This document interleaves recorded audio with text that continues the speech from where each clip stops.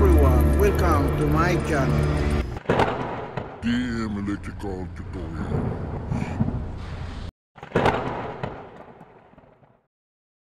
Hello everyone, welcome to my YouTube channel. Our lesson today is motor control with pilot lights.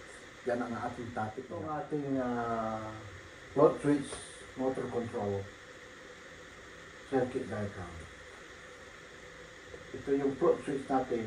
Pag nakababa, ang control relay natin na normally close ay naka-close contact, kaya ang daloy ng current natin ay papunta dito. So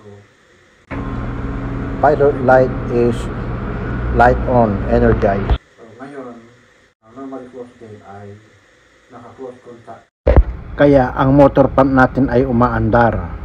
So itong indicator light is showing motor pump is running. Puno ng tubig hanggang sa mapuno doon, magko-close contact yan. Itong relay natin, mag-change contact, magiging open siya, open ito, magiging close yan. So patay ito, patay dito, energize yan, kaya naka-alarm. Kasi ngayon, nakataas yung float switch natin, nakataas ang float switch, kaya nakakontact to. So, full siya.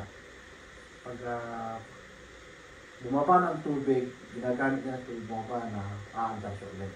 Natin ay nakataas, ibig sabihin, full. Pag ganyan na siya, full na siya, umiilaw ng amber natin, ito, nakakontact na yan, ito mag-change contact, magiging open. Open to. So, patay ang ating motor is off. Patay din itong red light, motor run. Okay, so now, is amber. That means amber is energized siya kasi nakataas yung float switch natin. Pag nakababa, magkakarga ng tubig. So, ngayon, ito yung dollar ng kuryente ngayon dito, ay ganyan, close. So, ngayon, ang amber natin ay umigilaw. Okay? Kapag yan ay nababa, ito yung motor pump natin, example natin, nagkakarga ng tubig. Pag napuno na, yun, napuno na siya. Tigil ang motor na yun. Ngayon, ang tubig natin, ginagamit niya ng tubig, bumababa, kasi yan ay elevated tank. Bumababa siya, tubig, nawawala ng tubig. Pag direct sa maba, itong float switch natin, bababa. Dahan-dahan bababa yan. Under ating pump, bababa na, this one open, and back to normally close, motor run, motor M1 energized, motor run, motor light.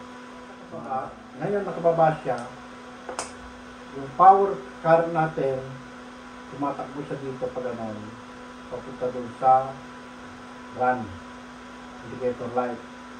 Okay. Ngayon, ito naman yung motor, umaandar din kasi normally close. Ang contact natin dito ay normally close. Ito yung sound. Ito yung doon. Okay. Ngayon, pag ito ay nagkakarga ng tubig ngayon, okay, ito ay pabigat lang ito. Hindi umangat.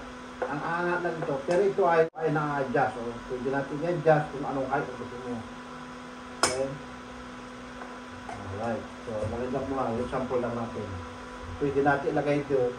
Depende sa pagitan nito, kung i-adjust yan para hanggang dyan lang. So ngayon, kung napuno na yan, paandar, pataas, hanggang sa palong. Pag tumaas na to, nag-contact na to, tumaas na yun, mapo na yung ganon. Ngayon, energize itong relay. Ito magiging open. Pag naging open yan, yung dalawa na yan, ibig sabihin motor stop. Okay.